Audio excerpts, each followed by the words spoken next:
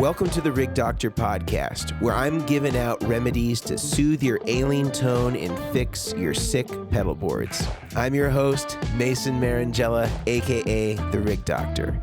I've been building rigs for over a decade for many of the industry's top pros, and now I'm giving away all my secrets to DIYers just like you. I'm giving away all of my tips, tricks, resources, and easy hacks that I've learned over the years so you can build a pedal board just like a pro. If you want to support this podcast, you can do it in a bunch of different ways. Easiest way is to write us a review on iTunes, or you could follow us on social media, places like Instagram, Facebook, or YouTube. You can also support us financially by purchasing one of my products, Vertex Effects, from any of our authorized dealers all around the world. Or you could become a member of our Patreon. We have several Patreon memberships as low as $4.99 a month that give you exclusive access to private live streams, Q&As, exclusive deals and discounts on Vertex products, as well as early access to new product releases. Also, you can get personalized one-on-one phone and email conversations with me, the Rig Doctor, to coach you through your next rig build. This could be as in-depth as troubleshooting a problem on your pedal board in real time with me, or some emails advising you on next steps, on certain pieces of gear to buy, and good stuff just like that. I don't want money, though, to be the reason that you can't engage with the Patreon side. So if you don't have the means to do it at this particular time, that's no problem. We actually offer a free version of our standard account at no charge if means are an issue. That means if you just send us an email requesting a free account, we grant 100% of those accounts, no charge whatsoever. We just trust that once things have changed for you and you can afford the $4.99 a month, you let us know. But until then, your account remains free. I also want to give a big shout out to our sponsor, Blue Microphones. Kevin Walt at Blue Mics is just the man. He gave us everything. We have Yeti mics, we have boom arms, we have pop filters, we have everything that a podcaster would need, and we supremely appreciate that. Thank you to Blue Microphones.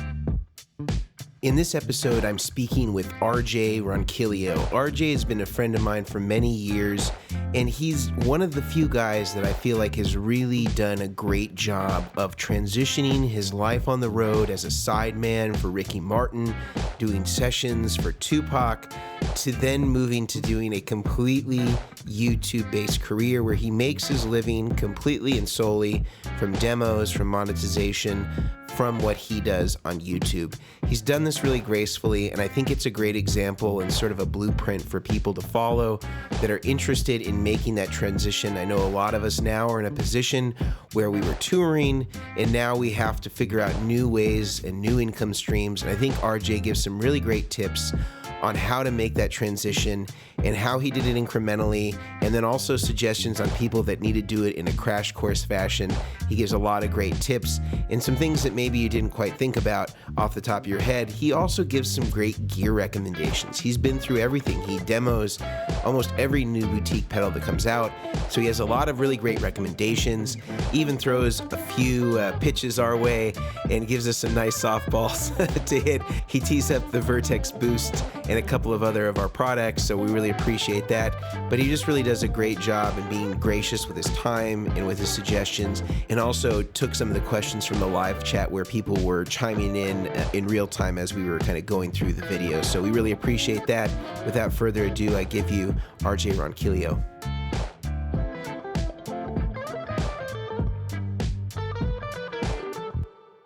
Let's get into this. RJ. Yes, sir. I'm trying to remember how we met. Did we just meet through the YouTube, or was there a specific... I can't really remember exactly how we got connected. Well, I'm pretty sure we met in person at a NAMM show a couple years ago. Yeah. I couldn't tell you how it went down. I was probably by your booth, and you, I guess, came up to me and introduced yourself. Yeah. I believe. Yeah, you know what, actually, I think I remember. I think I reached out to you about pedal demos, actually. Before that? Yeah, I think so. Oh, okay. I think so. And then I think we had scheduled you to do like a Game of Tones thing or something like that. Yes, but I think we met before that. Probably the NAMM show before that. Maybe we did. Passing. Yeah, and then of course we've done the rig doctor episode together. Presumably you still have your pedal board. Oh yeah, it's not moving. It's not moving. It's some state. Yeah. So the thing that I think a lot of people know about you is that you obviously have a great following on YouTube and you're tremendously consistent, which I admire about what it is that you do. But there's this whole sort of other career, which, I maybe you're talking about it and I'm not hearing it, but I'm not hearing you often talking about, sort of your some of the sessions that you've been on that are pretty big time. Like one of them that we talked about a lot when we were doing the Rig Doctor episode where I was building your board is you were talking about the session that you did for a Tupac album. Yes. And a lot of people don't know that RJ Ronquillo played on a Tupac song. It's a strange, like my resume of session credits is so strange. It was basically 1 year that I had a ton of session work when I was living in South Florida in Miami. And really just 1, maybe 2 years after that, I didn't do anything. But I want to say it was somewhere around 2002, 2003. It all started with one session, which was a session for Santana. Mm-hmm. And that was just like a fluke because I wasn't the first call guy. I was like the third call guy. But I ended up doing this session, and that was like my first big, major label session. And I was so happy, and my name was next to Tim Pierce's and Lee Sklar's and everything. So I was like, oh, this is awesome. But I made the mistake deciding at that time that I'm like, you know what? I'm just going to go by my first name. I'm not even going to put my last name. So all of the session work that I did that year, it just says RJ. So no one's going to know it's me because I'm sure there's a bunch of RJ guitar players that played on sessions and everything. But I swear it is me. But so after that, then I started... when I did that session, I was playing with a reggae band called Inner Circle, and they're known for the Cops theme song, Bad Boys, and a couple other hits. Mm-hmm. And they still own a really, nice studio in North Miami, and a lot of R&B acts, reggae acts, and hip hop acts would come through there. I'm assuming they still do that now, but. Mm-hmm.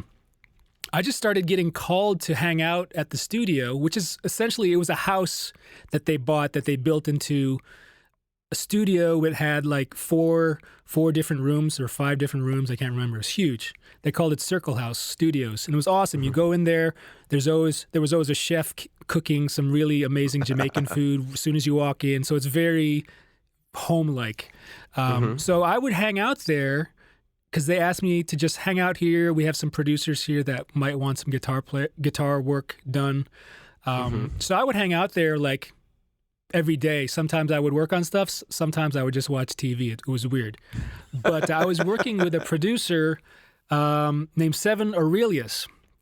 Okay. And he was actually making tracks for Nas. So I was there kind of on call, an on-call guitar player at the studio, while he was making demo tracks for Nas. I don't think any of them got cut.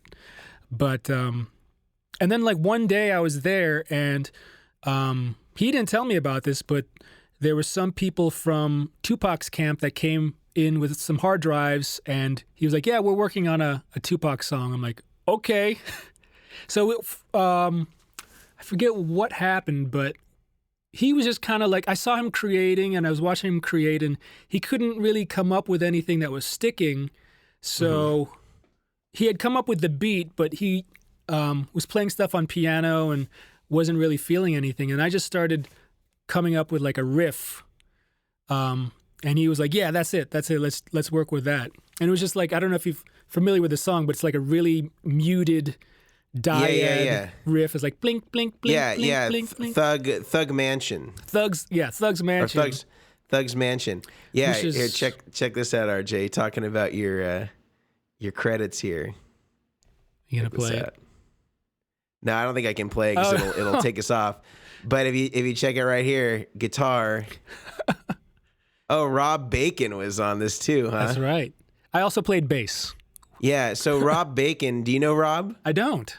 Rob plays with Raphael Sadiq. Aha. The name sounded familiar. Yeah. Funksta. Yeah. So yeah, I don't know. Yeah, Thug Mansion. You know, I remember. I think we did the bass session and then it got sent off to wherever. What year was this? This was 2002. So I would have been a junior in high school when this came out. Okay. I remember though the album. I had it. So yeah, that's how it went down, and we just kind of like worked on it that night, and that was it. I didn't even know it was going to be on anything or a single or anything. Right. So yeah. Were the raps on it at that point, or was it just like? Yeah. So the drives that he got, I don't think they were Pro Tools sessions. I think they were just like WAV files or even MP3s of just the vocal track of Tupac's track. Yeah. And there's actually singing on there, so I think. Yeah, who's singing the melody part on there? It's Anthony Hamilton. Yeah, it's Anthony Hamilton. Yeah. Yeah. And so that was recorded separately, I'm guessing too. Yeah, I think all he had was the Anthony Hamilton track and the Tupac track. And then he just built the beat on an MPC. And then he started playing keyboards. And then I was just kind of like sitting there with my guitar, just waiting for him to like point it and being like, "Come up with something." Right. What was the Santana song that you played on?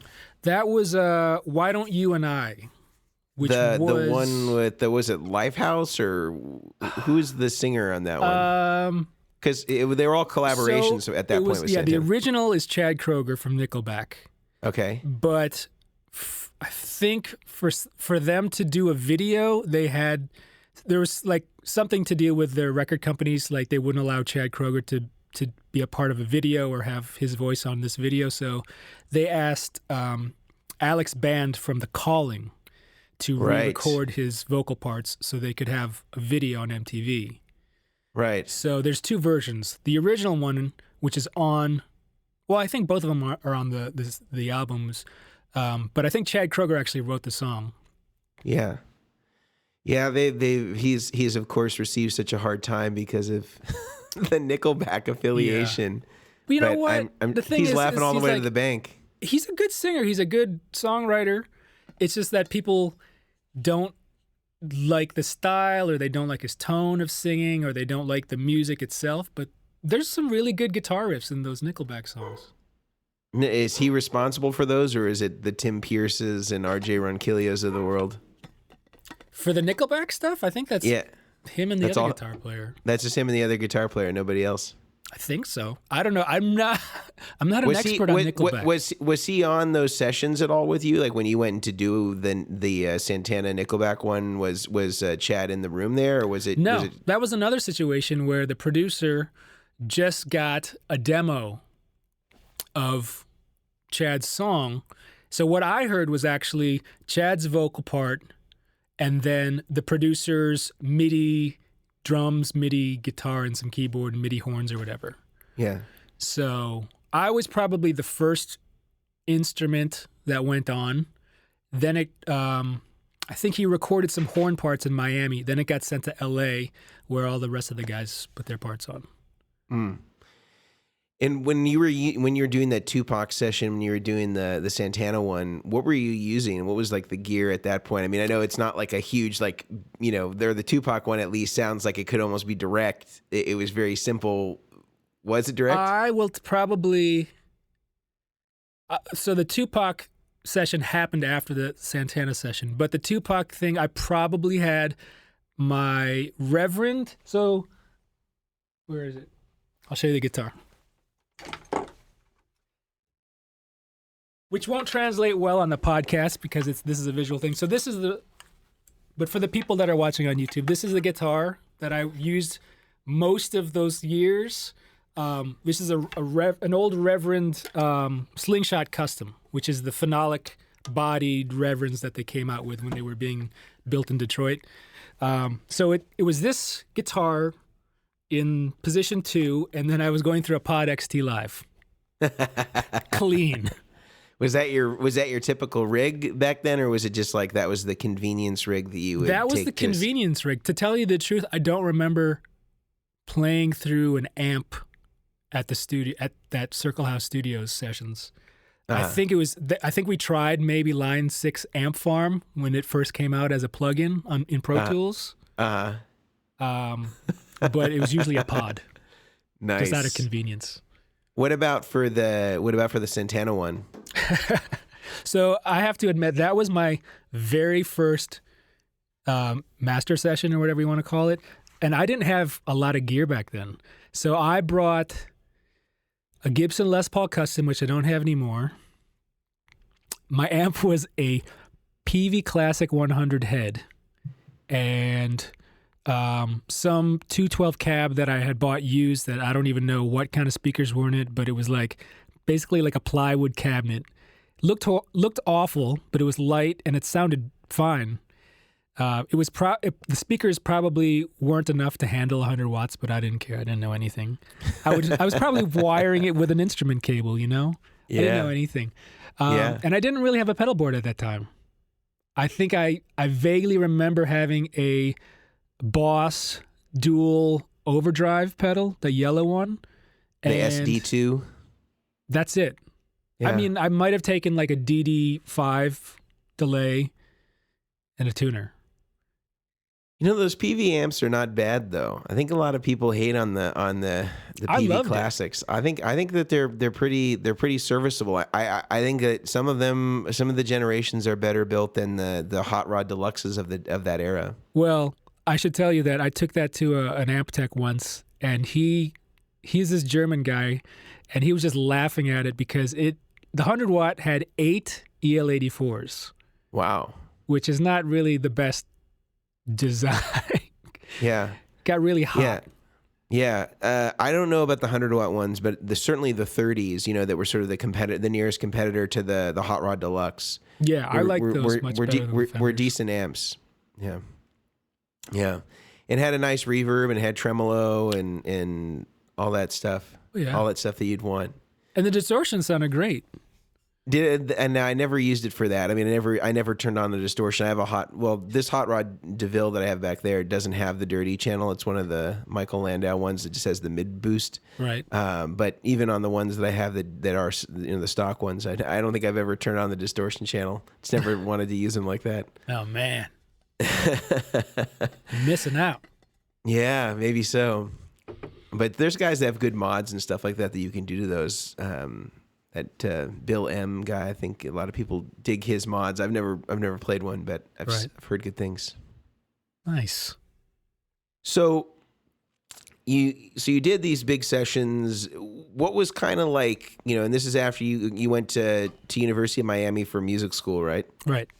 So these were how far removed from the time that you got in or you got out of school? I graduated in 99, so it's like 3 years after. Okay. And then was Ricky Martin's band the next kind of big thing that you did, or were there some other things in between that? Yeah, I mean, like Inner Circle was my first touring gig, and then after that I started doing some other Latin acts. Because like when you live in Miami, especially at the time, early 2000s, it's like the only big music tours or gigs or whatever that are coming out of there are either Latin music, R&B and hip hop, or world music like reggae or soca and all that stuff. So there wasn't any pop in English acts. There's no rock acts coming out of Miami at the time. So it was kind of limited. So while I was touring with Inner Circle, I was also touring with a Latin artist named Soraya, female singer from Colombia. And it got to the point actually where I was trying to do both gigs and it bit me in the butt. So I got double booked for a tour and I had to say no to one of the gigs and burn that bridge and whatnot. But, and then I would say, and then Ricky Martin, I got the call for Ricky Martin in 2006. When did I guess the La Vida Loca would have been like late 90s, yeah, right? like So this 99, 98, something like that. Yeah. And so you started doing that tour. And how many years did you tour with Ricky? So the first thing I did in 2006 was a MTV Unplugged session. So that was like a Acoustic. for TV, and it was a DVD and a CD and everything. And then the tour happened in 2007. So pretty much all of 2007, I was on the road with him. And then in 2008, it was kind of like spotty, gigs here and there, private gigs or whatnot. And then that was it. Okay. So, 2 years. Okay. And then did you get into doing more stuff after that? Or when was sort of the point that you decided that you wanted to, and maybe I'm jumping too far ahead here, but touring versus kind of pivoting as YouTube being kind of your primary job and source of income? Yeah. So I did a little bit of touring after that, up until, actually at this point I was living in LA. So right after that Ricky tour ended, I moved to LA, and I lived there pretty much for 6 years, and did local stuff, did a couple tours. Actually, it's funny. So I had moved from Miami to LA because I wanted to try to get into touring with English acts and, rock acts and pop acts. And I kept on getting calls in Miami to go on tour with more Latin acts. So I did a couple more tours based out of Miami. So I was kind of like back and forth. But 2014, I got a call to do a Nashville touring act with Thompson Square. And at that time, my wife and I decided that we wanted to leave LA. So it was perfect timing. Ended up moving to Chicago for a little bit, but then settled in Nashville. And, I toured with that group for about 5 years. And I would say the last year or two of that run is when I started really wanting to get more into YouTube. Yeah. I had been doing some YouTube stuff prior, just like gear demo stuff for like Eastwood and some other companies. But I want to say, I can't remember what year it was, but I wanted to do something different. And at the time I was watching a lot of vlogging videos. So like Casey Neistat and all those, vloggers. I'm like, oh, seems interesting to try to plan and edit a video like this. So I made a tour vlog video, like life on the road with a Nashville touring act or whatever. And it did really, really well. And I was like, wow, this is cool. And I had fun doing this and filming it. So I'm like, that's what sparked my interest in doing YouTube more and eventually becoming full-time on YouTube. Yeah. So it was a gradual thing, but it happened. I found a cool Ricky Martin photo here. Oh, no. Oh, Jesus. Where'd you find this? This is on homeoftone.co.uk. You got your mohawk there. That PRS is going straight to a Line 6 Veta 2 HD. Nice. You got a single cut though, so is this a pre-lawsuit PRS? It is. I still have it. It's one of my favorite guitars too. Yeah. How does it compare to your other Les Paul style guitars? It's heavy, but it stays in tune perfectly, and I've never had it set up. And I've taken it on the road. Never had it set up. All the time, and it's just reliable. It's another great PRS testimonial. Yeah. Yeah. Yeah. Well, so at that point, like obviously making a transition to YouTube, and I talked to Rhett Shull about this a couple of days ago when we were doing our live stream and podcast interview with him.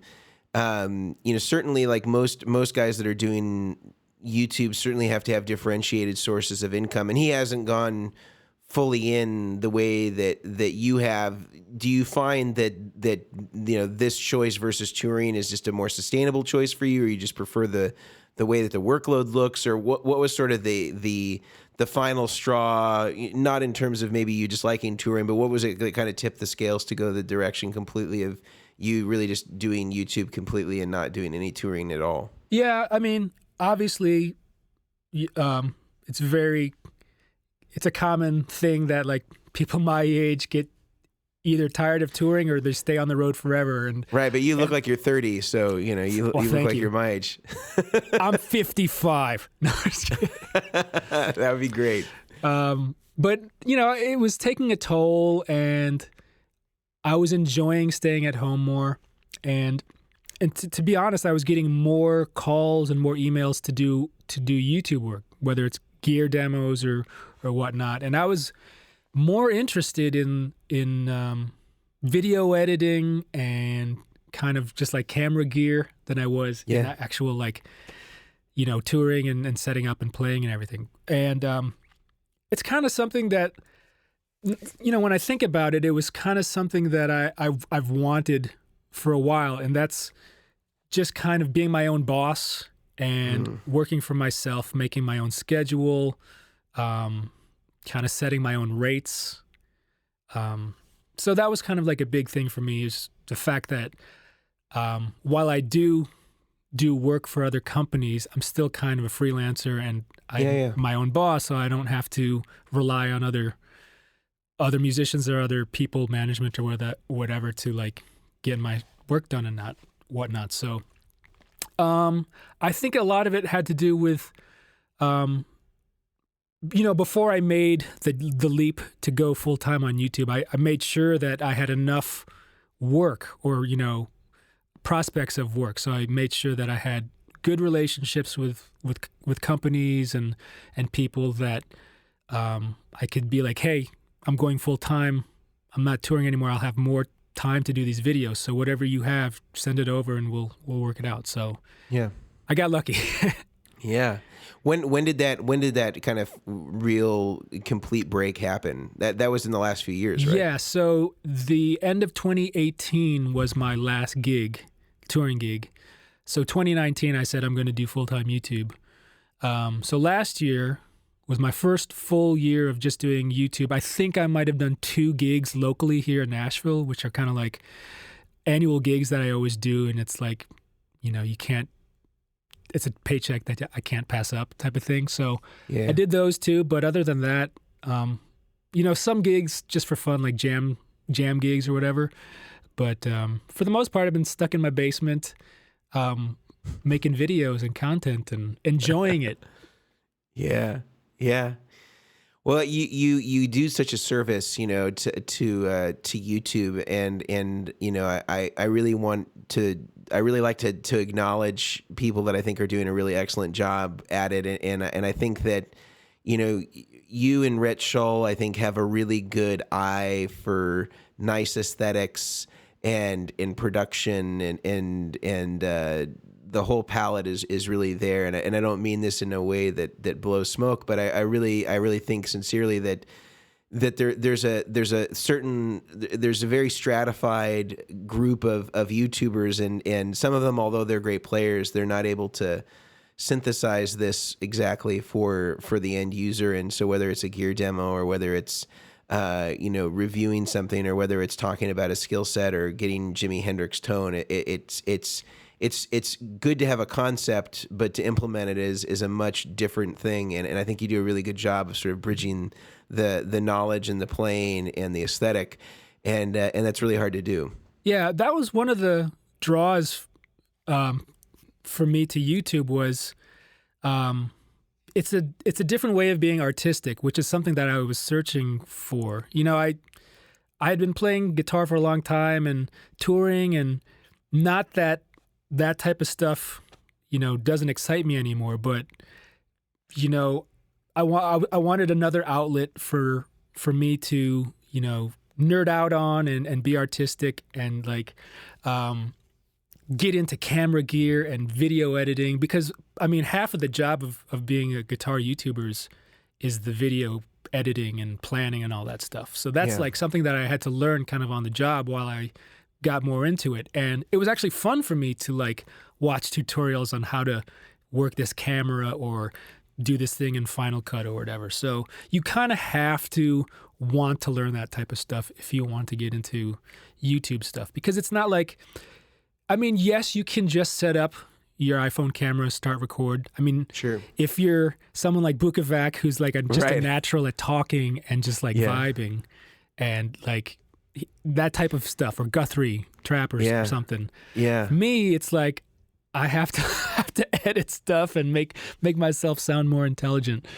So, but that's fun for me. Part of that is almost the YouTube vibe, you know, like the jump cut thing and sort of the guerrilla approach to some of the edits. Like sometimes like YouTube is sort of the perfect medium for that, because there is a certain amount of acceptability with, you know, not having to have a, you know, a Spielberg level of production in terms of your edits and stuff like that. But in terms of like other YouTubers, maybe not even necessarily in the guitar realm, you mentioned Casey Neistat. Are there any YouTubers that you sort of look to as sort of stylistic influences of yours that kind of have had you go certain directions in the way that you shoot vlogs or demonstrational videos or technique stuff? Yeah, I mean, I definitely was looking at lighting a lot, as well as different lenses to get, you know, that depth of field and crispness. So I'm always looking at, like, you know, Casey Neistat or Pete McKinnon, a lot of the tech YouTuber people like Marquez Brownlee and all these other people. Mm-hmm. And, you know, now I'm starting to get more into like nerdy stuff like color grading and LUTs and all that stuff. And that's like a whole nother thing to learn. I really don't know what I'm doing, but I do have a nice little pink light that's shining out on the background, which I probably learned from Nick Nimmin or something. Using the pink lighting in particular. Yeah, just lighting up your wall behind you or something. Yeah. I think I poorly positioned the one light that I have. I recently got a 5150 version 1 that's like sitting behind me. Oh, nice. And so it makes my lamp a little too high where it's like out of the shot. Yeah. But in any case, that's I think it's good to have other you know, aesthetic influences that aren't necessarily just guitar players. But I think that certainly you have a great eye for that. Rhett does, Paul Davids for sure. Oh, yeah. All really great aesthetic choices, and then also the content that delivers. Now, the question I asked Rhett that I want to ask you is, who is the Quentin Tarantino of YouTube production on the guitar side? On the guitar side? Yeah. Ooh.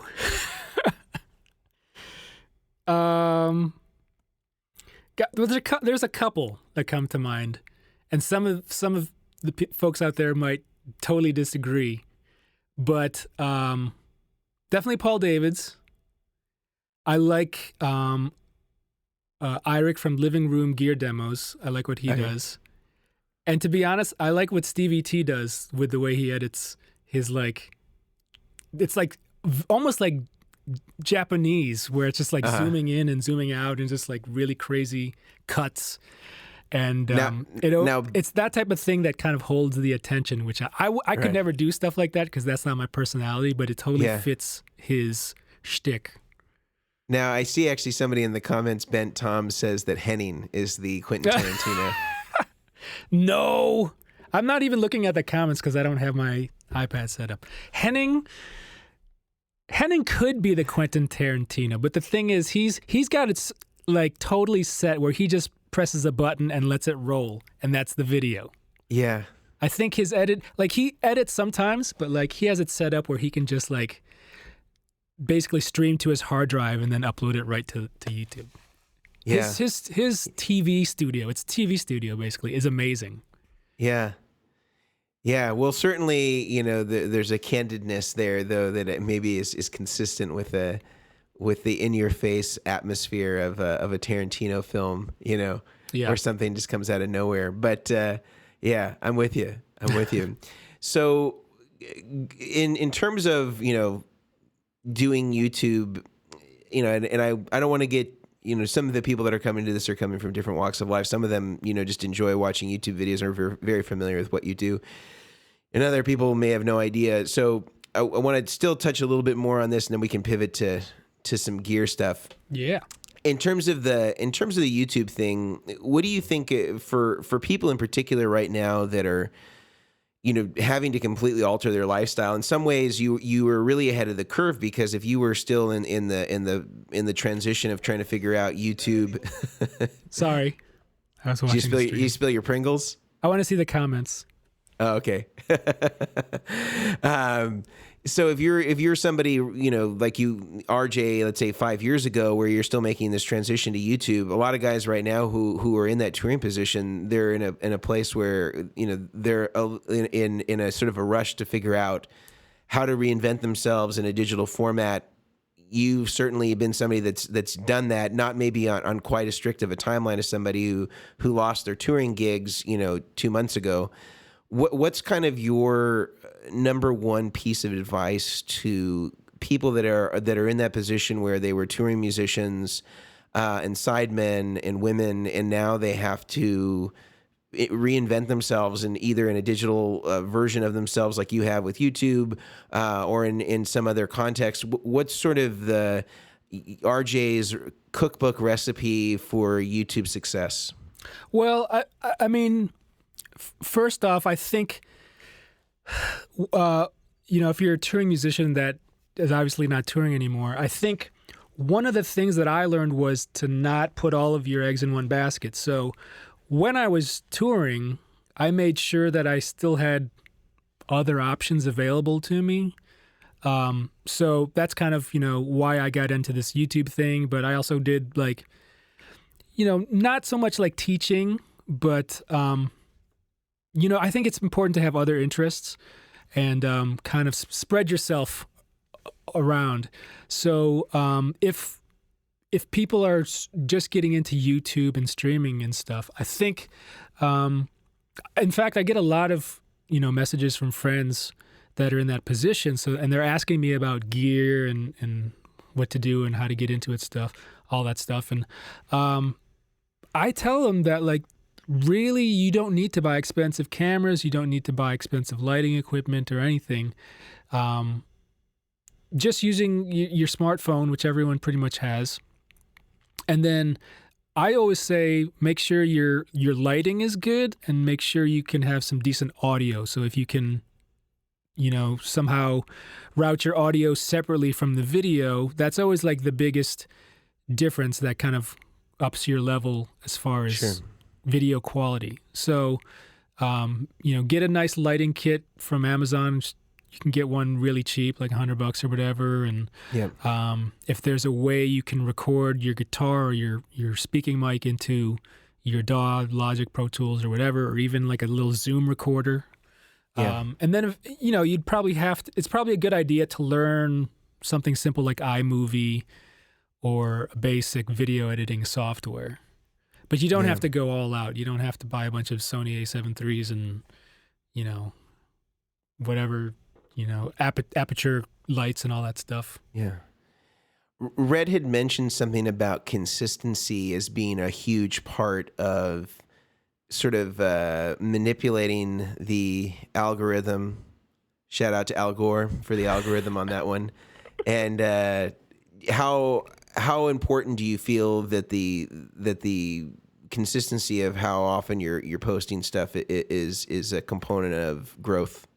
I think it's very important. I didn't get super consistent until like a couple. Well, so I mean, I started my YouTube account in 2006, and I didn't really post anything maybe for another 4 years or something. So I would post stuff sporadically, and it wasn't until I can't remember. It was probably like not until 2018 or 2019 when I quit touring and went full time was when I really was consistent with videos. Yeah. Even when, I had posted that touring vlog and was trying to be consistent because I was traveling so much and I had other stuff that I was doing, it was hard for me to be consistent. Right. Obviously, if you have a lot of time on your hands like now, then it's a lot easier to be consistent. Sure. So it is true that like one of the best things you can do is just make sure you're consistent, whether it's every week, every month, one video every week, one video every month. As long as you're consistent and as long as you have content that's always refreshing on your channel, that makes subscribers want to subscribe because they know that, oh, he's going to post something in another week or in another month, as opposed to someone that puts up a video here and then waits another 6 months and puts up another video or whatever. Right. So, right. Yes, I think being consistent is a good way to do it. And it doesn't have to be every week. If it's every other week or every month, that's fine too. Yeah.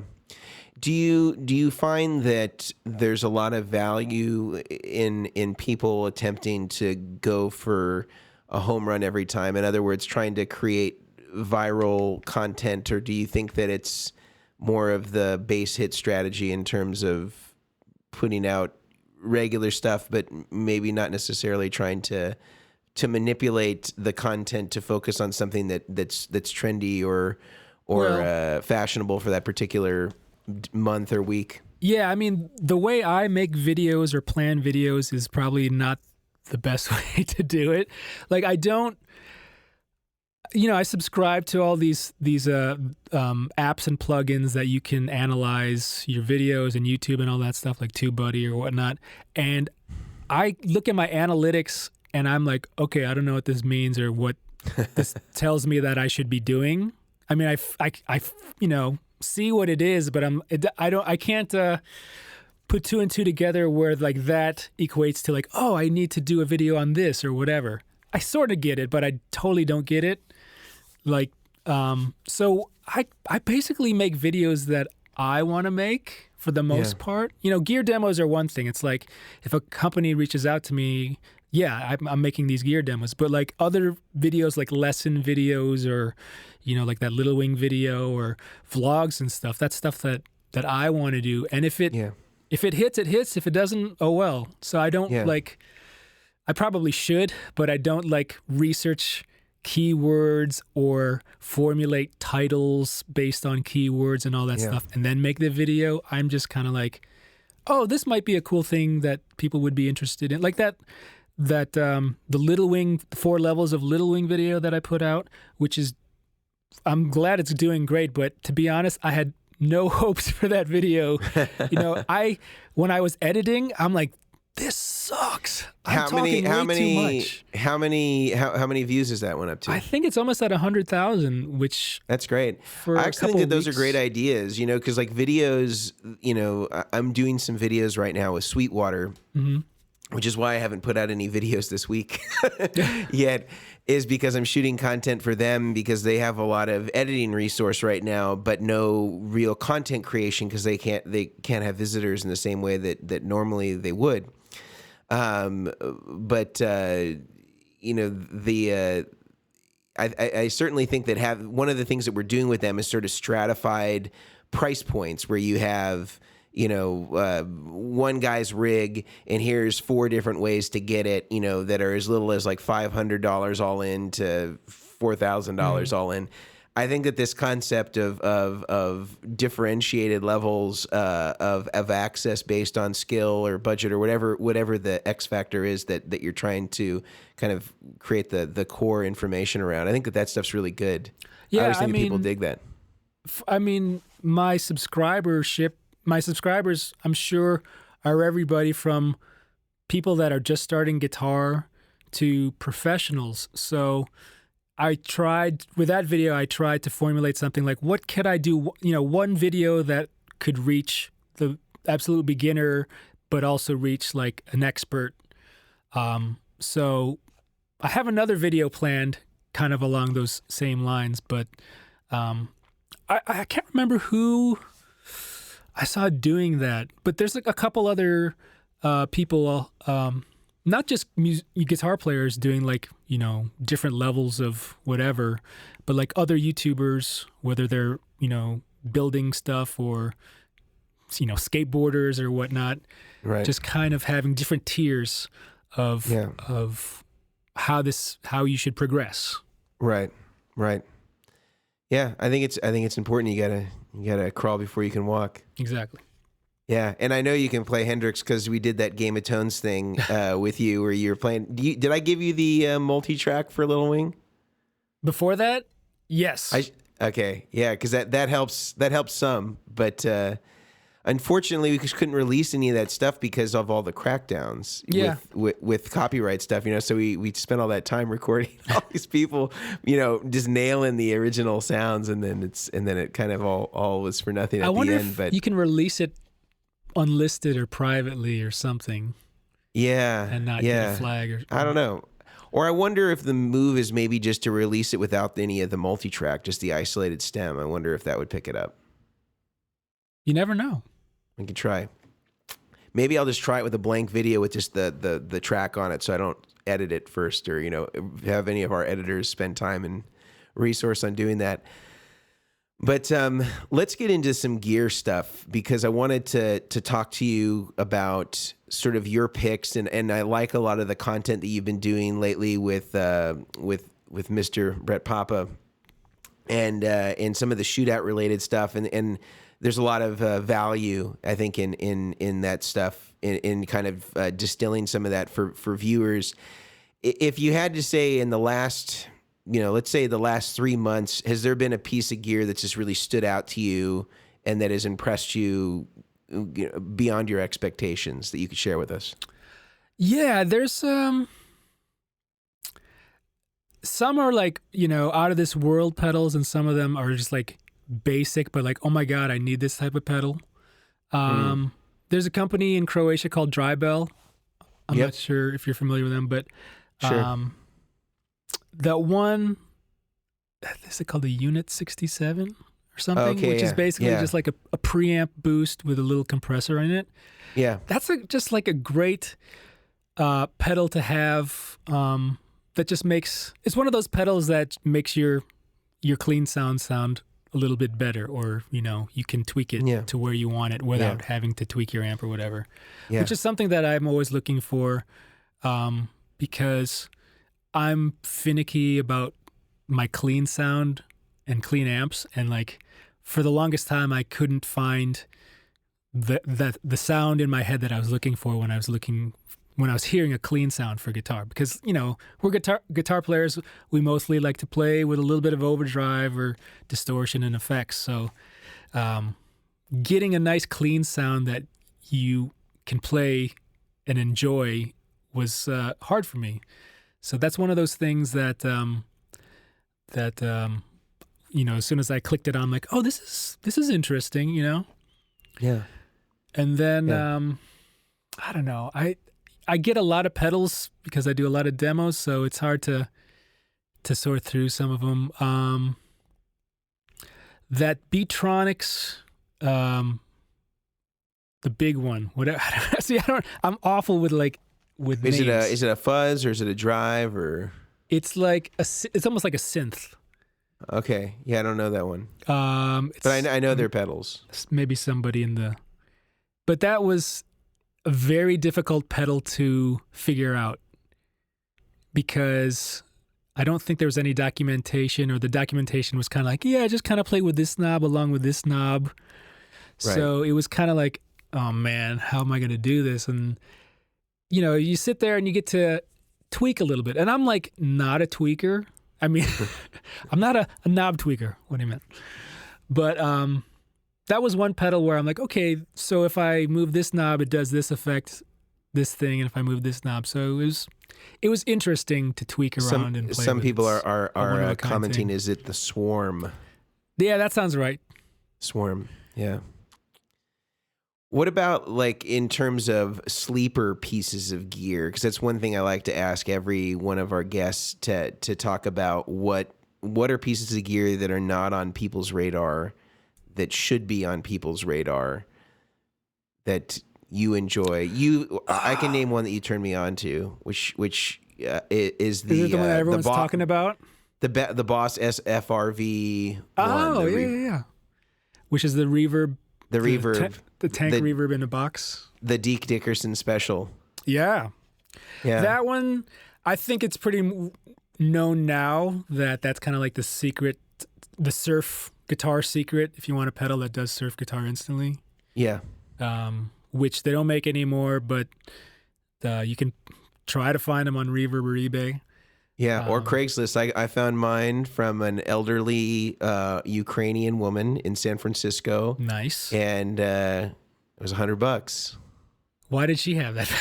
I don't know, but she was the one that did the deal. She said $100 cash. Nice. Said, no problem. I think a lot of people are talking about the Karma Distortion clone. Yeah, which I've been seeing on Instagram. And you were talking about I it. bought one yesterday after Derek Wells talked about it. Yeah. Which incidentally, Dan Electro actually has their own Distortion clone. I forget if they have it out yet. Okay. But the Karma's great. Oh, what's another sleeper pedal? I can tell you that you remember that fuzz pedal that I had on my board from Espresso Effects? Yeah. The tone bender one. Yeah. I got a couple of other fuzz pedals from him, and they're really nice. Yeah. They seemed exceptionally well built. I mean, he was doing it all, real boutique, super hand wired. Yeah. Yeah. That's what I kind of look for. It's just like, guys that specialize in like fuzzes or certain fuzz things, whether it's, the Analog Man stuff, or have you seen Isle of Tones fuzz pedals, Fuzz Haze or whatever? I have not. Fuzz Haze sounds familiar. Maybe I'm just not. Maybe I'm not recognizing me. They're like a long tone bender looking housing, but they're all kind of like painted and metal flake and all this crazy stuff. Yeah. I see it here. Yeah, I recognize it. That's one that I haven't had in my possession, but looks interesting. What about just favorites in general? If I go through a couple of categories, can you sort of tell us maybe your top 2 or top 3 in that particular category, and I'll kind of go from lowest gain to highest gain, and then more modulation and reverb. Sure. So favorite boost. Favorite boost, probably the Vertex boost. No, I mean that's what's on my main board, and that's kind of just like it works. Sounds good. I appreciate that. It's built well. As I said, the check's in the mail. What about compressors? Compressors, I don't use them a lot, but the one that's on my main board is the Exotic SP compressor. I don't have... I think I have that one, and then I might have a JHS Pulp and Peel, but I don't own a lot of compressor pedals. Okay. What about like a low gain overdrives? Well, I have to say my Sus Mariosa pedal, which is based around the Mythos Herculean, which is, the pedal, one of the pedals that I got from Zach, and it was like instantly that low to medium gain overdrive sound that I wanted, and the controls were very intuitive, and I basically choose my favorite pedals by how fast I can dial in the sound that I like. So fewer knobs, the better. Fewer knobs, or if you set them at noon and you turn it on and it sounds perfect, then that's good too, Yeah. What about in terms of like higher gain distortions? Well, how high gain are we talking about? Well, let's go everywhere. Let's go from Plexi to like hot rodded JCM 800. Oh gosh, Soldano kind of thing. Well, Dumble styles, I like the Ultraphonics, that first one that I got. Yeah. Plexi-ish stuff. I've been a fan of the Lawrence Petros stuff, and his line of pedals, the 68, the 74, and the 87. I did a video on kind of comparing those three, and those kind of fit the bill for like a Marshall in a box. Whether you want a 60s Plexi, I thought it was the one thing. you had sounded really good. Yeah. So like the 87, the LPD 87 is my JCM 800 sound in a box that I have on my board. Yeah. I'm trying to think. There's a couple newer things that I demoed recently. The new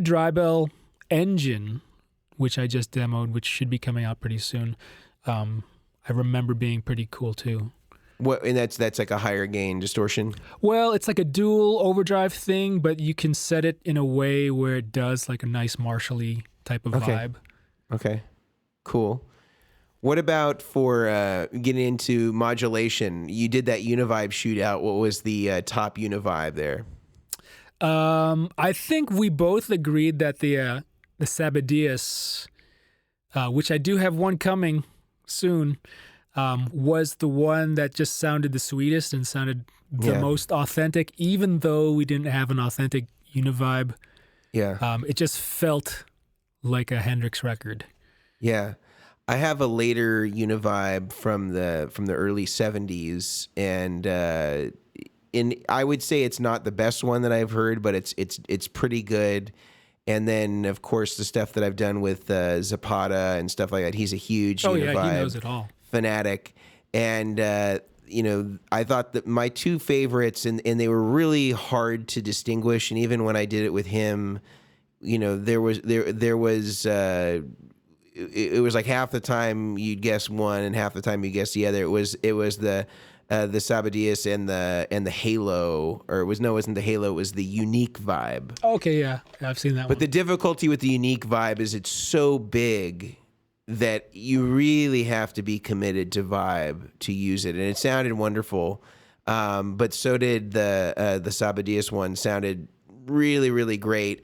And the package is smaller, and it has that kind of double pulse thing that's sort of the signature, like really. This is all to say the reason why I prefaced it with I have a 70s Univibe. Both of them sounded better than my real Univibe. Like they were deeper, throatier, and my original Univibe, it's pretty much all original. I think I had to replace some of the carbon comps in there because they were just like noisy, but other than that, it's pretty much original, and I think they're pretty incredible. So with whatever Hendrixy style, Univibe, influenced, rig I'll build at some point in the future, that'll certainly be the one that I'll use. Yeah, I think the most important thing to remember when you do like a pedal shootout of a particular effect is you can analyze and go down a rabbit hole of like, oh, this has a different thing at this frequency, it does something else. But ultimately you have to step back and be like, okay, A, does it sound good, and B, does it make me feel good when I'm playing? Like, it's more of an ethereal thing where it's just like you don't analyze like each little thing so much that you forget that it's the musicality of the whole thing. So I think what it comes down to for me is, do I enjoy playing this pedal, or does it make me feel good when I hear what's coming out of this pedal? Yeah, and that's supremely important. But I think a thing that is true of most players, and certainly I'm not immune to this, is a lot of us will choose our devices based on our peers in recommendations or validation, or we like the way that it looks, or we like the artist that uses it. And in sort of the dirty little secret of the industry is that most of these artists, even the most famous artists that I've ever worked for, a lot of them are not into the gear that much, and they're really reliant upon the recommendation of whoever it is that they're working with. In particular, if they're doing something with a rig builder or something like that, a lot of these guys are going to ask you, "Hey, I need a pedal X. What is it that you like to use?" And recommend. You kind of have to go by recommendations these days. There's so many pedals out there that. I mean, when I first started buying pedals, probably in college, is when I first started making a pedal board or whatever. I didn't know what the heck was going on. I'm just like, oh, I know Boss pedals. People use Boss pedals. I'll just find something that looks cool, or looks like it would do what I want it to do. But I had one friend in college, actually Bent Tom knows who I'm talking about. Chris Young is he showed me the first boutique pedal, which was a Prescription Electronics Experience pedal. I have which one. I had, there was no label. There's no labels on any of the knobs. Yeah. It didn't have any branding or anything. Like, what the heck is that thing? And all that stuff. So that's when I first heard of, there's other pedals besides Boss and Digitech and whatever was out at the time. Yeah. Which this was like the mid 90s. Yeah. I mean, he was baking those. He was baking on the powder coat in an oven. Yeah. The swirly stuff. Yeah. It's crazy. So I didn't know anything about pedals. I did have to go on the recommendation of my friends, or eventually, I got on Gear Page, our favorite place. But, that's when I started hearing about different pedals. So it's kind of like, and it's still to this day is like, you kind of have to go by like, oh, this guy's, reviewing it on YouTube. It sounds good. I'll check it out. It's very rare that I'll, log on to Sweetwater and be like, oh, I've never heard of this pedal. Let me buy it. I always go to like YouTube to see if someone's done a demo so I can hear it or whatever. Yeah. It's a really tough thing though, because so often we don't have have a reference point for a lot of the tones that we're going after. Like if we're the marketing of a lot of the products in our industry, and I'm as guilty of this as any other manufacturer is saying, well, it sounds like a Dumble, Sure. But how many people have played a Dumble, So and a lot of times the manufacturer too has never played a Dumble, or they've heard one in person, but they're not comparing it in real time or whatever the case may be. And so it's really difficult to understand your reference point, and so recommendations are important, but they also are not the end all be all, because you could have the most accurate sounding Univibe in the world, but if you don't like the way that a real Univibe sounds, then what's the use of getting the most authentic one that's exactly. out there? I mean, it could sound exactly like Hendrix, but you might not like it. Yeah, I would say, in fact, real Univibes are typically more subtle than a lot of the replicas. Like the replicas are sometimes more intense, and they tend to be almost more like a phaser in some ways. And for some people, they may like that because the perceived effect is more present and has more clarity. But it actually isn't that representative of the tone. Yeah. So, and I think that gets back to sort of trusting the makers and that they understand stuff. A lot of people I see are bringing up Jesse Davey, who certainly is probably one of the best guitar players that also makes guitar pedals that I know of. He makes incredible stuff, and I'm sure I haven't played his Univibe, but I have it on some good authority of some guys I know that really like the Sir Henry vibe, which is that one that Kenny Wayne Shepherd's Tech makes. I see. Say that it's very good, and so that would be another one to consider. I don't think that was in your test though, was it? No, we were. I mean, I think I had brought over 2 or 3, and then Brett had like 4 or something. So yeah, there's a lot of manufacturers out there. So yeah, it's hard to sort through. What about for chorus? What do you like in these days? I am not a big chorus user, but the one pedal that I got most recently that I like for chorus was just like an MXR stereo chorus. It's like, I think it's a stereo chorus. It's like a light blue housing. The analog chorus. Yeah, exactly. Yeah. Just something basic, something simple. Okay. What about tremolo? What do I use for? I mean, like, so on my main board, I used that Boss multi-effects kind of to cover my bases with that. But as far as like a boutique-y sounding tremolo, I don't have one. What is the Strymon one that does tremolo? Oh, Flint. Flint? Mm-hmm. I like that. I don't have that pedal, but every time I've used it, I enjoyed it. So maybe I should buy that one. What about delay? Delay. I'm a big fan of the Source Audio stuff. It's kind of like, people might argue that the Source Audio stuff and the Eventide stuff and the Strymon stuff sound pretty much identical. They do basically all the same type of things. You know, they do digital, analog, whatever. But for me, it's not only sonically it sounds fine, but the user interface of those pedals I like. What about reverb? Also source audio, or do you have some other ones besides? Or we talked about the Boss FDR1. Yeah, just those two things. I mean, when I do my videos, if I put on reverb, it's usually, you know, a plug-in at the end. So it's rare that I use reverb on my pedal board. If anything, if the amp has reverb, I'll usually just switch that on. Right. But as far as like a reverb pedal, yeah, the Boss FRV and the source audio. The Ventris. Is it the Ventris? Yeah, Ventris reverb. The Ventris reverb, yeah.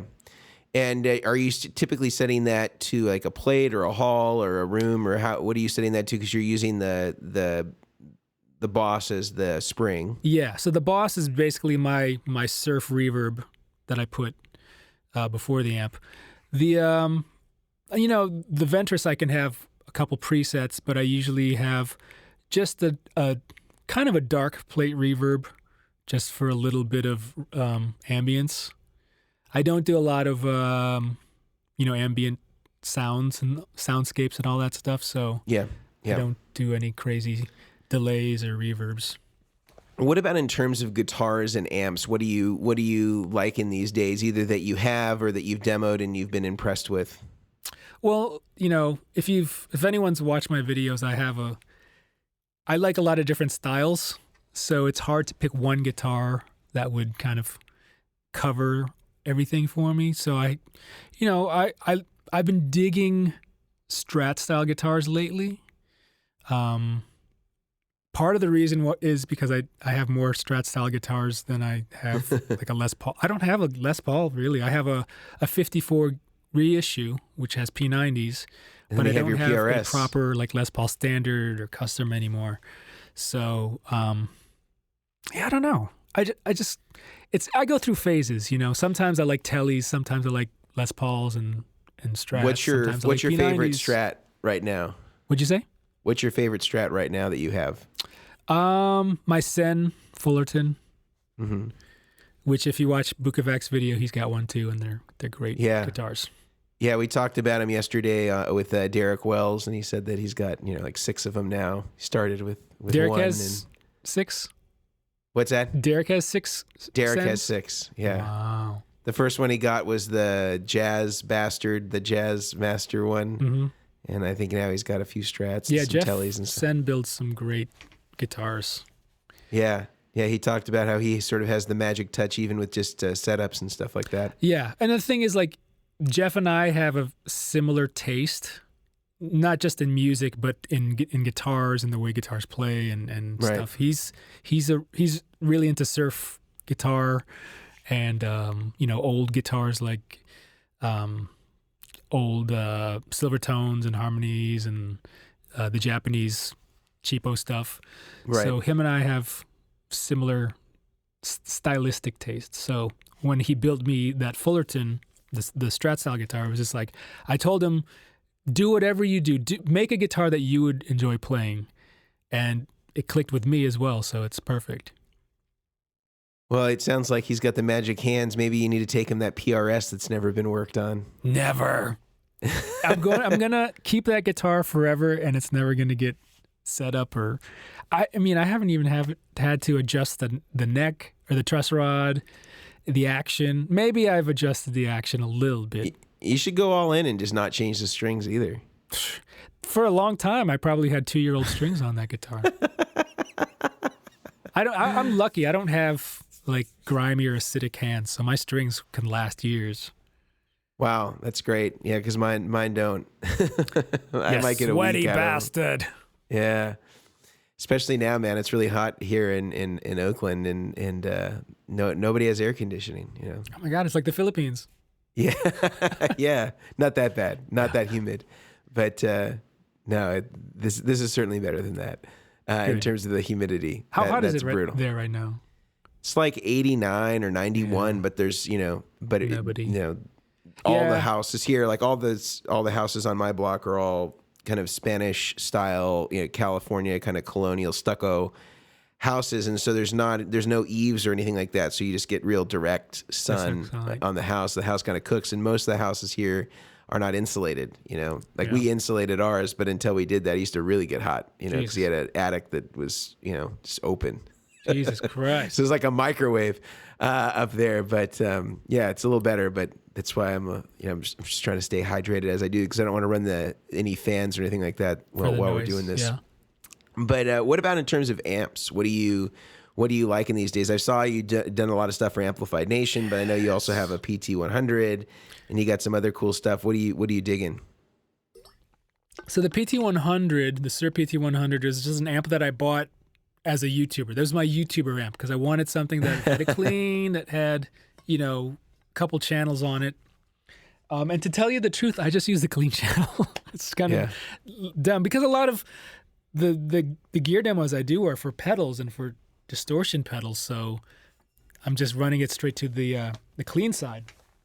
But I'm doing demos for the Amplified Nation stuff, and I'm really digging them. They're kind of like, if you're not familiar with them, they do like a Dumble thing. They're not necessarily straight copies, but they're kind of heavily influenced by Dumble designs, and I think I've demoed 3 of them, and I love all of them sounding great. I've never played, except for maybe yours, I've never really played a Dumble. But like I was saying, even though I don't know what a Dumble sounds like, I just know that these particular sounds I like. They sound good to me. So whether or not it's like exactly like a Dumble, I don't care, as long as I, enjoy it. But the first one that I did a demo for, which was the Steel String Sultan, which I believe is just a 20-watt clean amp. And I fell in love with that amp, actually, put in my order a couple days ago for that. Nice. In hot pink. And that's one of the pedals, one of the amps that I really like. One of my main touring amps that I've had for a while was a Morgan RCA 35. And actually, I bought that. I was living in Long Beach, California, so I would drive down to Joe's shop in Huntington. And yeah, he wasn't too far from you. Yeah, so I said, hey, I would like an amp, all white, which don't buy an all white amp and go on tour, okay? It'll be the dirtiest, nastiest looking amp after like 6 months. And that amp is probably the grossest amp because I took it on the road on these country tours and festivals. So there's like dead bugs in it. God knows what else is flying around or crawling around in there, but they're covered in dust and dirt and the only thing worse is suede. Suede gets brutalized. Yeah. Well, now that I don't tour, I can just get whatever color and material. Is the pink one that you're getting, is that suede or is it Tolex? Suede. Suede. Yeah, because some of the Henry Kaiser's Steel String Singer #1 is like a really light kind of beige tan suede. And, he said that it looked, he wishes that he had chosen a different color at the time because it didn't age well. Yeah. Doo-doo brown. Yeah, it doesn't age well. He got the really light brown. I've seen some Overdrive specials that are kind of that real kind of almost coffee brown. That seemed to be able to withstand a little bit more, abuse without showing it too obviously. But the light tan, man, all the fingerprints and whatever else you had on your hands, when you moved it or touched it or stagehand touched it. Or it's what is it? Patina, yeah. Patina. Yeah. Well, so Steel String, or it was a Steel String Sultan or the Steel Sultan. What was it? The 20-watt one called? Steel String Sultan. Steel String Sultans. That's your pick. That's my pick for like a clean pedal platform amp. All right. Cool. Well, RJ, I want to spend with your permission, maybe the last 10 minutes here or so before we complete. There's been a group of questions that have kind of come in throughout the chat, so I want to try to get to sort of a sampling of some of them and most of these are directed toward you. So, Yes. So we'll go through some of those. Let's see. Indie Dead says, both of you guys recently visited Sweetwater just up the road. Enjoyed RJ's recent upload. Are there any more behind the scenes of that massive place? Get that guitar back. You had them Plek. Did you get that one back yet? No. So it's still there. And I'm just being patient because I know that, they're not allowed to really go into the shop there. So Right. I'll write an email and see where it's at. Check the status. Yeah. But yeah, people were asking me, like, did I get my guitar back yet? I'm like, not yet. But I'm not too stressed out about it because I know that it's in good hands. Right. Yeah. Let's see. Trying to get all the stuff going back to the beginning here. Oh, what was I put a thumbnail out with you in it that had that bizarre guitar at Carter Vintage. Can you talk about what that guitar is? Was that was the Bo Diddley's guitar? So really? Carter has a guitar that Bo Diddley made, which it's just kind of pieced together. I think I don't know the exact history of it, but it looks like he kind of just cut out a guitar body and then slapped an old neck on there. And if you look on the top horn, he installed a Discman CD player because he wanted a device where he could just jam to his CDs, but go through, just 1/4-inch cable or something. I don't know. He's designed a couple things, but that was his guitar that he built, and it actually works. There was a CD. I think it was like an Anson Funderburg CD in there, and we got it working. And I actually did a demo video for that for Carter, but because I was jamming to this Anson Funderburg CD, we didn't want to put it out because we were going to get copyright strikes or whatever. Yeah. But it's crazy. Maybe you should have just uploaded it with some tracks that you put on a CD or something like that. Well, yeah, that's the thing. When I get a chance, I'm going to go back to the shop and do another video where I bring just a CD of my backing tracks, my own backing tracks. Somebody asks, and they didn't direct it toward either one of us, so maybe we can both take a crack at it. What's your favorite rack unit signal processor? I never really had rack units growing up. I can tell you the one that I had when I was like in 8th grade was an Art SGE, which anyone that grew up in like the 80s and 90s might be familiar with it. It was like a black face with hot pink writing on it. Extremely attractive in the 80s and whatnot, but it had all these multi-effects in it. So it had like really bad distortion, chorus, delay, reverb, flange, everything. So, when you're 12 years old and you have all these effects, I'm like, oh, this is amazing. Just kind of punch through each preset. I didn't even make my own presets. I just used whatever was built in. And that was really the only rack effects unit I ever had. So I guess that would be my favorite. Okay, and I guess I'll take a crack at it too. Favorite processor.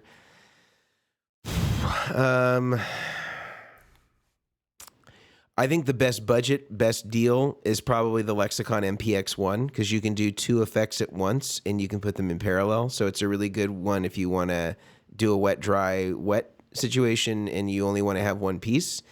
But if I could buy any single unit, it would probably be the early Lexicon rack delay, the PCM42.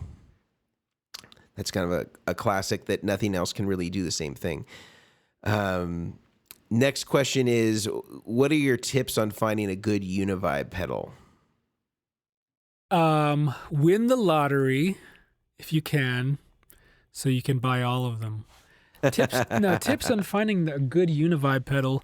I mean, like we were talking about, kind of just get recommendations, go on YouTube, watch the video I did with Brett, and kind of seek out, because a lot of these companies are smaller companies, so they might not have the notoriety as Dunlop or whatever, Voodoo Labs or something. So I first heard of some of these companies like Sabadias. I think I found him on Instagram. I saw him on Instagram for the first time. So I would just kind of seek out something, or maybe like you enjoy a certain guitar player or a certain YouTuber and whatever they're using, kind of, you have to take a chance and just buy it and try it out. And if you don't like it, then you put it on a reverb and whatnot and just buy another one.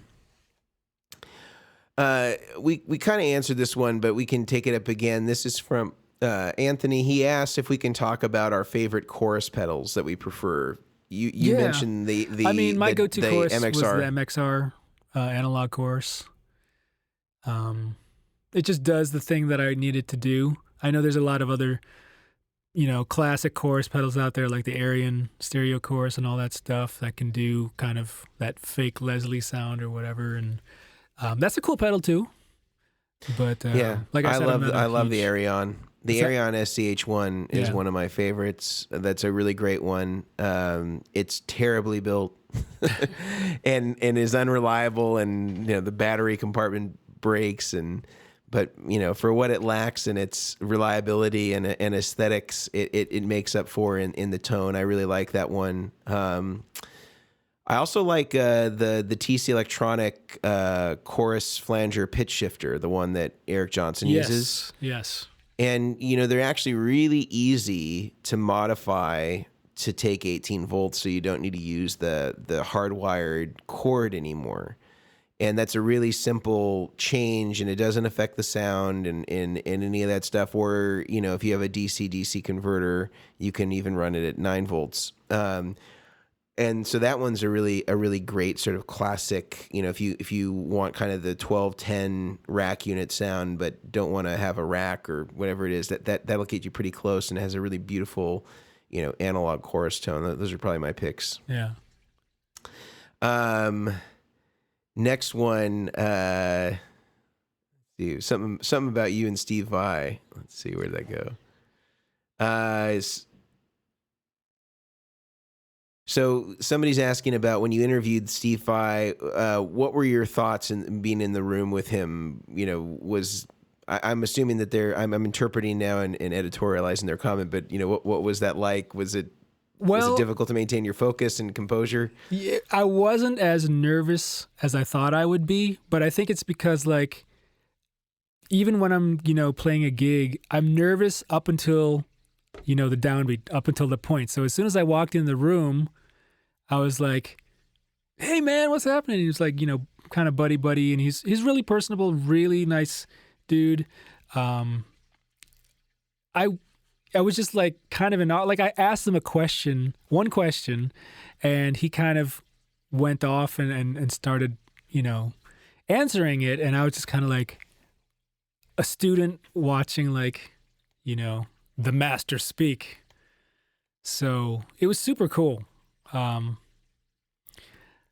It was like a dream come true, because growing up in the 80s, I listened to Vai and Satriani and he was the guy, man.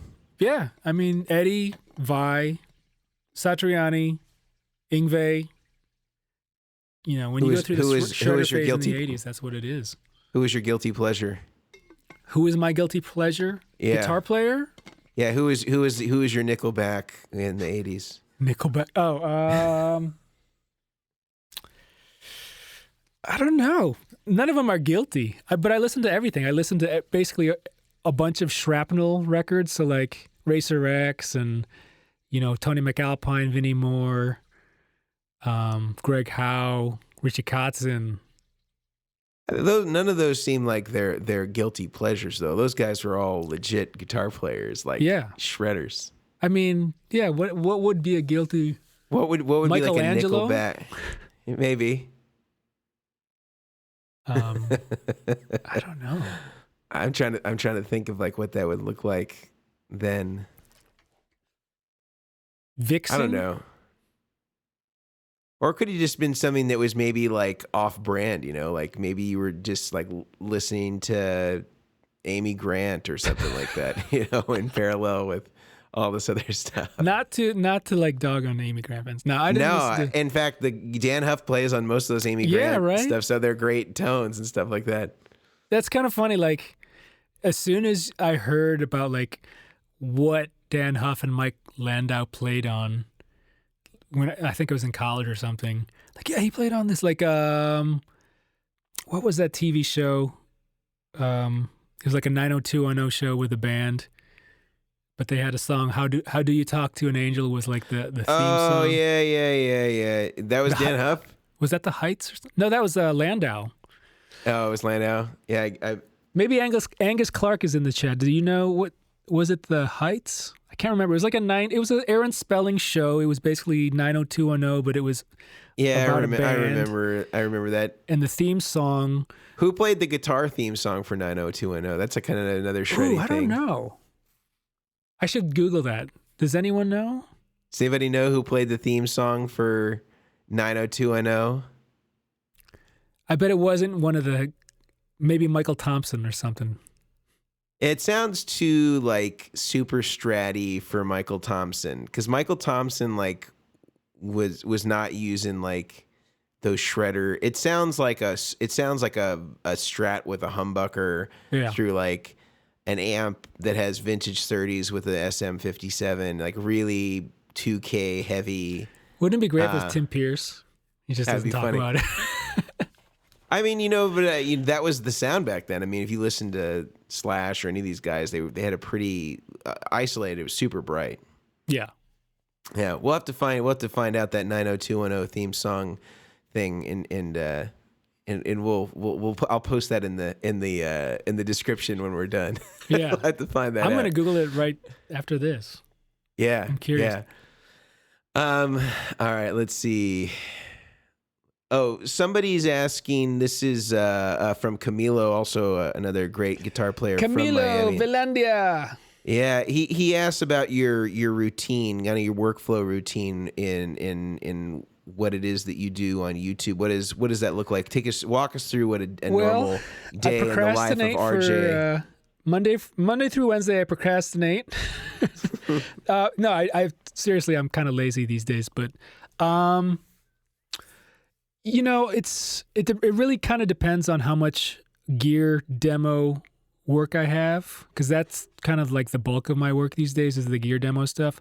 So a lot of times sometimes I'll wait to accumulate gear if I know that a bunch of gear is coming. So like I'll wait till I have 4 or 5 guitars to demo, and then I'll shoot just guitar stuff one day, and then I might edit it another day, and then I'll move on to pedal demos where I might have like 6 or 7 pedals to do. So I kind of do it by category. So I make sure I do a bunch of guitars on one day so I don't have to, reset up my camera angles and everything. And then I'll move on to pedals because I have to put my overhead camera over the table, and then that, it only makes sense to do it, guitars and then pedals. And then I have like a planner where I have all my gear demo stuff that I have to do, and then I have a list of stuff that I like, my videos that I want to do for myself. So some of them are, guitar lesson ideas or just kind of fun, tutorial things or whatever. And it's a huge list, and slowly I take a crack at one of the videos, but that's few and far between. It's mostly gear demos these days. When I have extra time, then I will work on one of the videos for me as far as planning and scripting and all that stuff. But yeah, I don't work as hard as I should. I mean, I don't do it as often as I should. I could be doing something every day, which is awesome, but I kind of take a 3-day weekend every week. I dig it. By the way, somebody did chime in and they said this was Ed Martinez says it's John E. Davis. That play guitar? that played guitar. It looked like he did a lot of the stuff on 90210. Maybe he also did some of the scoring stuff. You know, the guy I should have asked about this was Snuffy Walden. I bet he would have known right away. Because he was doing all the TV stuff, you know, around that time with the Wonder Years and West Wing and all that stuff. Well, RJ, I think we will curtail the questions there. I think that was a good sort of random sampling, and I supremely appreciate your time and also just your contribution to the community and in terms of your output of videos, you know, and the mixture of demonstrational and tutorial based videos that you do and vlog videos that you do. And so thank you for that. If you don't hear it, you know, or even if you do hear it, I want to be one more person to acknowledge the contribution that you're making. And I really appreciate your friendship, and I appreciate that we have some gear that has made its way onto your rig, and the honorable mentions that you gave to us within all the other great stuff that you mentioned today. I like your stuff too, Mason. Thank you for having me. Yeah, well, thank you again for being here, and I look forward to reuniting with you in person at some point soon. I was supposed to go to Nashville like literally the day before the lockdown hit. I was going to go there, and I was supposed to build a rig for Ricky Skaggs and Lindsay L. and James Duke over the course of like 10 days. Yeah. And I remember because Ricky had bought my flight to bring me out there, and he called me and he's like, hey, you know, things are shutting down here, and, you know, like, you know, I'm so sorry, I really want to do this. And, you know, because he was supposed to go and do something at the White House like a couple days like after I built the rig. And so part of the rig was like going to go with him to DC. It was some sort of commemoration thing. Didn't end up happening, but I will be out there soon enough because Ricky still wants his rig, and so does Lindsay, and so does James. So we'll be out there soon enough. So I look forward to seeing you then, if not out here in California. Yeah, let me know. All right. Take it easy. Bye. Bye. So that was RJ. That was a lot of fun. I really appreciate all of his recommendations and also sort of his cookbook, you know, a recipe list for people that want to get into doing the YouTube thing. It was really, really, I think, a well broken down and synthesized interpretation of how to do it. And I really appreciate all of his recommendations on gear and kind of how he chooses things. And then also, you know, the call for simplicity on some of this stuff. I thought that was a really good suggestion. You know, he wants stuff to sound good right out of the box. Not too many knobs, not too much stuff to do. Just sounds good. And simplicity is really always the key, ultimately, when you want to have a good sounding rig that's easy to operate. So I really appreciate that about our conversation today. As always, I want to thank all the people behind the scenes that make the podcast possible. Blue Microphones for providing Yeti microphones, boom arms, pop filters, all the stuff that we need in order to sound our best. I also appreciate all the other people behind the scenes in terms of the mixing engineers who are doing all the audio, none other than Hunter Harrison. Also Mason Mejia for co-producing. He also is helping me run the live chat while I'm doing the live versions of these that are available on YouTube. And also Tim Marco, who is doing all the music that all of the Rig Doctor podcast and otherwise are scored with. So thank you to Tim Marco. Until next time, I'm Mason Marangella, the Rig Doctor. See ya.